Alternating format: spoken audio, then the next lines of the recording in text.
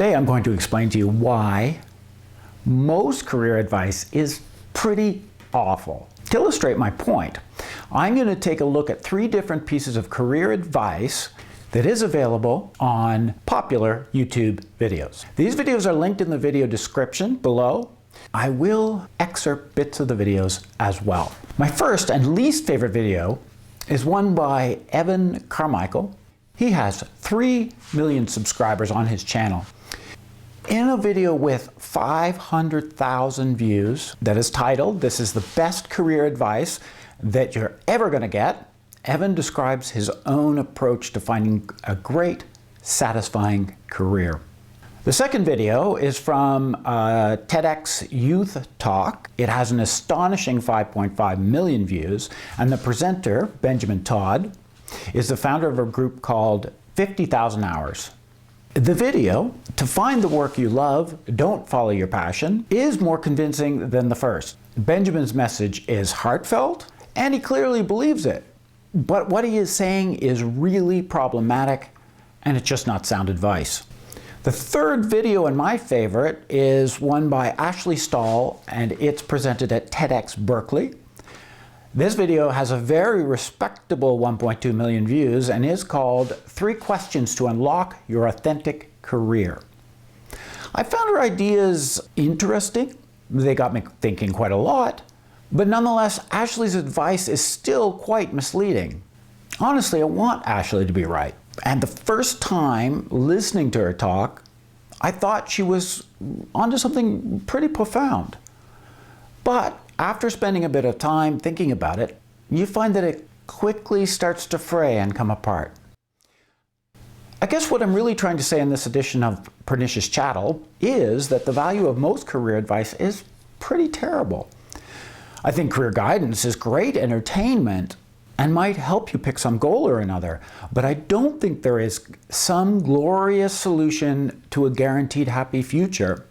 I think motivational speakers, guidance counselors, and career coaches actually share a tremendous amount in common with televangelists. They might have a great deal of conviction. They might believe what they're saying. They might inspire you. But if you trust them, you're probably going to be scammed. This is XCG, and today we are going to explore why most career advice is crap.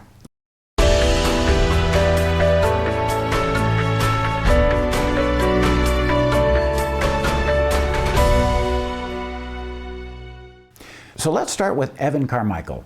This guy is a relatively young motivational YouTuber who focuses on entrepreneurship. To put my own prejudices clearly on the table, I don't trust motivational speakers. I've listened to lots of them, and I often find myself caught up in their charisma and their enthusiasm. But I think they offer cheap, easy advice. It's often nicely packaged, but it's often also useless. I look at them like horoscopes. They're bland enough that their advice is going to be applicable in almost any situation, but ultimately their advice is shallow and vague. Evan's advice is simple, no surprise, and is summarized in the following clip. If you want to be great, you want to help have a huge impact on the world, you want to live a fulfilled life, then you have to remember, explore, follow your flow, and pivot. Believe. By explore, Evan means to try out as many new things as you can. After all, you don't know what you enjoy until you try it. Sure, that's pretty logical. After all, we live in a big world with an almost infinite number of possible activities to try out. Do enough and you're bound to find a few that you like. Fair enough. By follow the flow, he is essentially saying keep doing what you enjoy. He uses examples of rock climbing. He didn't enjoy it. He was afraid of heights. He never did it again. He described snowboarding that he liked quite a lot. It became a passion for a short period of time, and then over time he lost interest a bit and it became more of a casual hobby. Finally, he describes his enduring love for salsa and how that became part of his career. This advice about following the flow is really just a repackaging of the very common advice to follow your passions. The idea here is that if you do something you love, then you'll enjoy work and you have a better chance of being good at it. So far, so good. Sounds good. You know, sound logic. Makes sense and it feels right. I mean, as long as you have a passion for investment banking, doing that as a career is likely to be both material rewarding and something that you enjoy. But if your passion is golf or knitting, any passion is great if you're financially stable. Any passion is great if you're single and have no dependents. But passions don't consistently lead to lucrative careers. There aren't many jobs for golf pros, and just because you love golf doesn't mean that you're going to love working as a greenskeeper or a pro shop clerk. Even if you love working in a pro shop, that's seasonal and low pay work. It's completely unsuitable if you need to pay for your children to go to university or pay off $100,000 in student debts. Besides, your passions at 18, as you start to try and think about your career and make these decisions, is probably not going to be your passions at 30 or 40. Evan says that changes in passions are normal, so that is why you should explore, and why Evan adds his last piece of advice, which is to pivot. On this point, Evan is talking about how some passions turn out to be a dead end and aren't going to be how you want to live the rest of your life. Basically, if the first 2 points don't work, then start over. Pivot sounds better than repeat. Essentially, to put it into everyday language, try many things, find something you love to do, keep doing it as much as possible. If you find something disappointing, then find something else. Not exactly the strongest of advice, maybe not the worst. At a minimum, though, it isn't practical advice. How exactly are you to support yourself and manage your responsibilities while also trying all these new things? How long? What part of your life are you supposed to devote to this search? If you're working a job you hate out of necessity, where do you find the time for all of this exploration? If you follow the flow and it starts to take you in a direction that doesn't have many opportunities to make a living wage, do you continue? I find it very interesting that Evan uses salsa and includes in the statement, "I decided to become an investor in the business." This line gives you a fairly concrete example of why many people can't follow this advice. An investor has to have something to invest, so Evan couldn't have gone with the flow into the salsa business without having some money already. A person without resources has to start somewhere. But once established in a career, even a hated career, there's strong momentum with time inevitably slipping away. It's easy to find a career. It is hard to find many. Some more practical advice might be how to break bad habits and do more exploring, or some practical tips about how to narrow down your options and make your search easier. But this bland, broad, and very generic message, it's just really not that useful. The second of the videos I like more than the first. The TED Talk presenter, Benjamin Todd, is the head of an organization that is focused on researching ways to select careers as well as providing career advice. Ben's advice comes across as well thought through and well-meaning. He begins by taking exception to exactly the advice that Evan gave you in the earlier video. In fact, he says that research shows that passions for something doesn't lead to a successful or to a fulfilling career. First of all, because people change over time, and secondly, because having a passion for something is not, apparently in research, correlated with success in that field. But our generation grew up with some different careers advice, and that's that you should follow your passion. I think what follow your passion tells you to do is 3 things. The first is to identify your greatest interests. Second, find careers that match those interests. Thirdly, pursue those careers no matter what. Finding a fulfilling career is just a matter of having the courage to pursue your passion. A survey of 500 Canadian students found that their greatest passions were ice hockey and dance. But if we look at census data, we can see that only 3% of jobs are in art, sport, and music. Even if you match your passion with your work, and you're successful, you can still quite easily fail to have a fulfilling career. That's because you might not find the work meaningful. I think this isn't because your interests just don't matter, but it's just that when it comes to real career decisions, your interests are just not a decisive factor. Other things matter much more, like what your skills are and what your mindset is. Rather than advising that a person should follow their passion, Ben advises that people should actually look for jobs that give them meaning.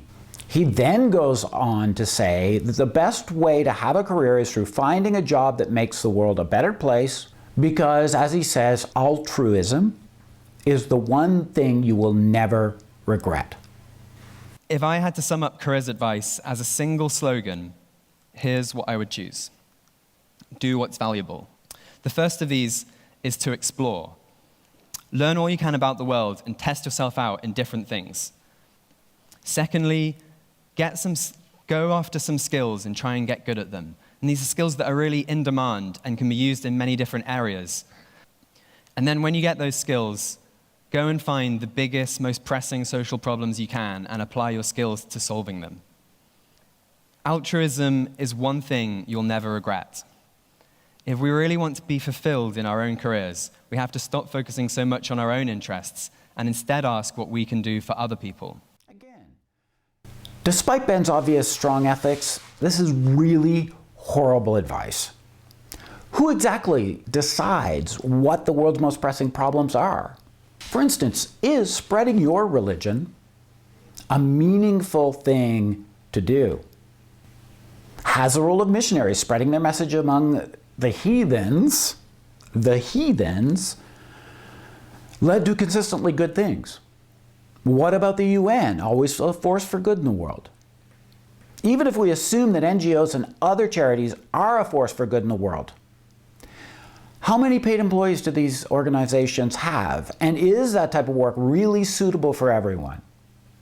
Seems awfully simple and naive. Similar to the criticism I have with Evan's advice, I also have to question whether this isn't a bit of advice suited to a very small portion and potentially privileged portion of the population.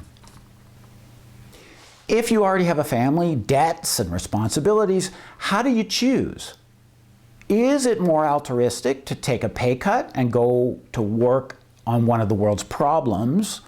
Or is it more altruistic to do a well-paid job that you hate in order to give your family a better life? Tough call, Ben.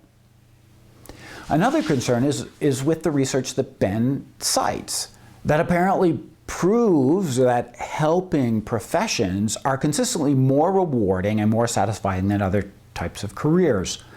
For instance, a quick Google will deliver thousands of hits that heartily agree with Benji's position. For instance, the rates of mental illness among people working in the social services are among the highest of any profession.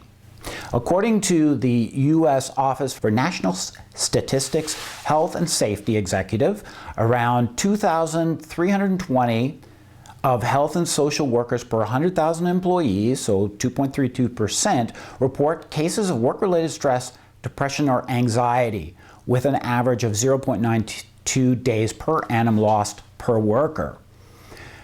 This is double the national average of 0.46 days per year. In fact, from the same data, the Human Health and Social Services career category has the most stressful careers in the US, with teaching, another helping career, coming up as number 4. This makes me wonder how Ben's research data was compiled and analyzed. What I found most striking in Ben's talk was a comment he made right at the beginning, that he began his personal search for a career by asking himself what career would allow him to make a difference in the world. That is telling. It sounds to me like he had already decided that altruism was one of the most important goals in choosing a career. And he decided that before he began researching the topic. I suspect that Ben's biases are showing. And here's the issue. Having meaning, like having passion, is a purely subjective experience. When Benji uses the word, He clearly means altruism, but the human experience of meaning can be related to, but is not the same as a person behaving altruistically.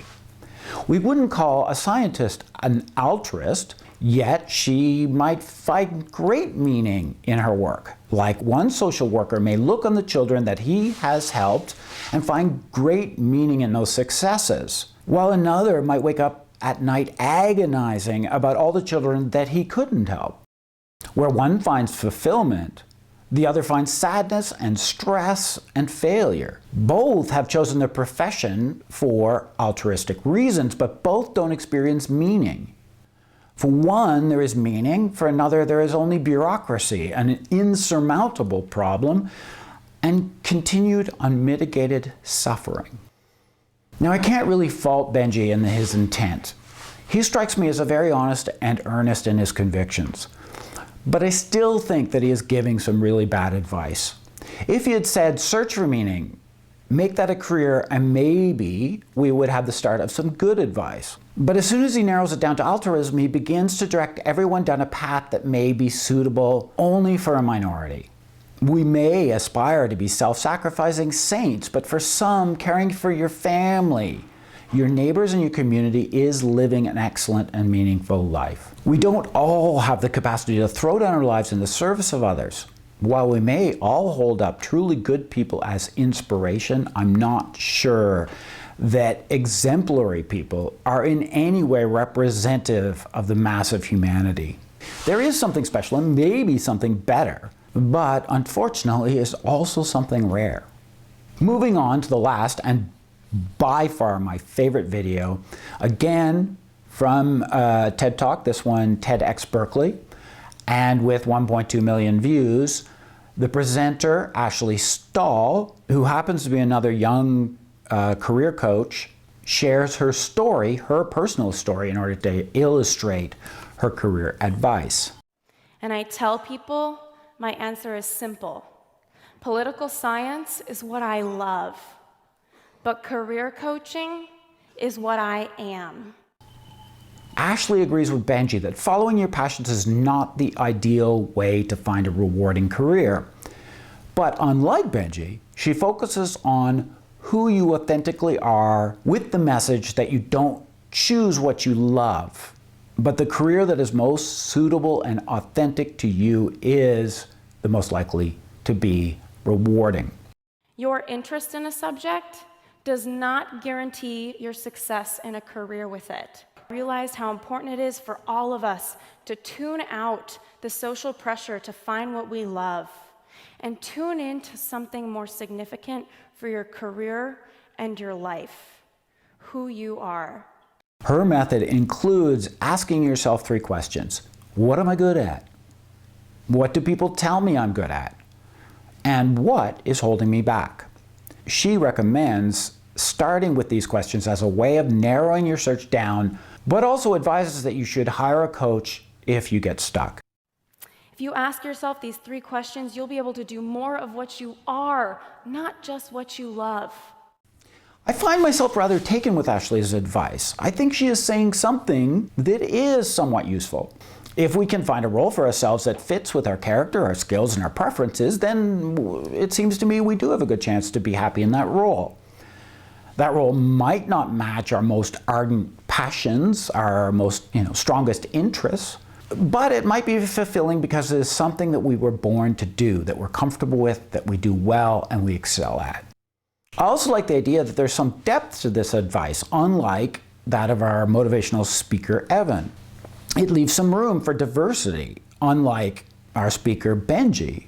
And I can recognize how some of my own career frustration, some of my own sense of alienation, does come from needing to pretend to be someone I wasn't in order to pursue my career.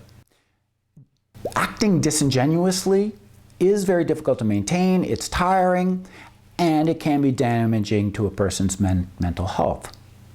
Had I been in a career where I was comfortable and where I could be myself, could be fully authentic, I suspect that my stress levels would have been reduced, potentially quite dramatically.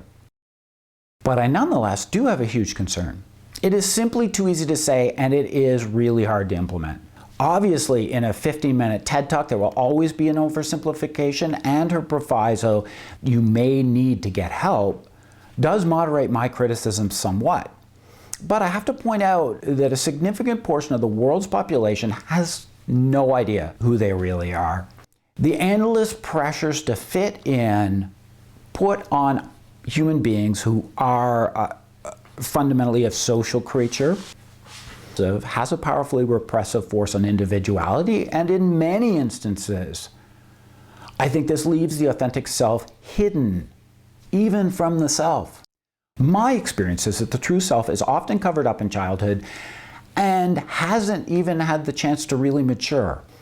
I spent the last 5 years of my own life in constant self-examination and with the specific purpose of answering the question, why am I not happy with what I currently have, and what do I really want? It sounds like an easy question. What I've discovered is that it is anything but an easy question. Each time I ask myself that question, I peel back yet another layer of assumption, of indoctrination, of trauma, where, as a result of the outside pressures, I have adopted values, beliefs, and goals that aren't mine, that aren't authentic to me. I have subconsciously suppressed my own emotions so that I could better act in ways in which I thought the world would find me more acceptable, if not attractive. So before I could even get close to answering Ashley's question, I had to first ask another question. Who am I? I have been inordinately lucky. I have the resources to have been able to hire myself a professional coach. I have hired therapists to help me on this journey. Yet here I am, 5 years later, still lacking confidence in my slowly emerging authentic self. Conclusively, I can say that if you'd given me this advice anytime between the ages of 20 and 45, I could have done absolutely nothing with it. It doesn't invalidate the advice, but it does make it somewhat useless to many of its intended receivers. This criticism is even more pointed when I look at the way Ashley suggests that you implement her advice. She asks, what am I good at? Well, I suspect someone who grew up on a farm might be pretty good at farming. But that doesn't mean that you were born to it. Or how about what people tell you you're good at? Again, not so sure what this is going to reveal. I have explained how I spent a good portion of my life pretending to be what I thought the world wanted me to be. Some of the things I did, I was very good at. Does that mean that those things are reflective of who I am? To illustrate my concern, here I am, a middle-aged 52-year-old man, and I've gotten good at things that make me damned uncomfortable. For instance, I am very good at firing people. I can look people directly in the eye and give them bad news. I can be firm, and at the same time, I can appear compassionate. But Jesus Christ, a career of firing people? I mean, talk about a shortcut to slitting your wrists. Now, I don't think that Ashley is intentionally misleading us. I think she's sharing her genuine journey, and she believes she has an insight that everyone will benefit from. Unfortunately, she has reached a conclusion based on her own personal anecdotal evidence that goes way off the rails when she tries to apply it to everyone. In the clip, she speaks about a survey where 75% of employees claim that they're hiding part of themselves at work, that they are not comfortable showing their authentic self. She concludes based on this that she has evidence supporting her argument. But I have to disagree completely. In most companies, just as in our society in general, it is not safe to be authentic. Many people will judge you for what you believe and certainly for what you do. In the workplace, this judgment can lead to severe consequences for your career. Of course, we're hiding part of ourselves. Modern capitalism insists on conformity and rewards unreserved participation. All that her statistic demonstrates is that 75% of people aren't idiots and the other 25% are probably delusional. So in the end, I have to conclude a lot and maybe all of career advice is crap. I'm not surprised, as I also believe that a lot of careers are soul-crushing horror shows, so I'm not sure how any person in good conscience could promise fulfillment.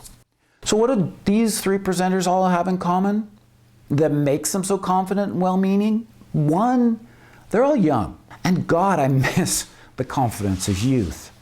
Secondly, every one of these people makes a living through giving advice. I don't think they're being deliberately misleading, but unfortunately they each have a strong motivation to give clear and simple answers. If you find their approach helps, then great. If you don't, join the crowd. You know, at this point, I find it really tempting to spit out my own career advice. I find it tempting to try and correct this bad advice with some kind of wisdom and experience. But I won't, because I don't have any better answers than they do. Finding a satisfied career is a mystery, and to be honest, it's a bit of a crapshoot. Obviously, use common sense. Try to find a career that involves something you enjoy and do a job you're comfortable with. But at 35, 45, or 65, if you wake up and wonder why you're still unfulfilled, then you have just discovered yourself among the majority of people in the world. You just landed firmly in the category of average. You're not lazy, you're not cowardly, you're not especially lacking in some kind of personal insight. You're normal. You live in a society that is flawed, that is demonstrably flawed. Most jobs are alienating, many jobs are demeaning, and require a huge amount of time that could be better used doing something else entirely. But our society has raised you to believe that you have to work, and a society puts massive disincentives on those who refuse to participate. If you were anything other than dissatisfied, then you're either tremendously lucky or you're delusional. But what you aren't is alone. Many of us are asking the same questions. Many of us are feeling the same frustrations. Many of us believe that there has to be a better way. But this shared experience is exactly why my channel exists and why ultimately I think you're watching it.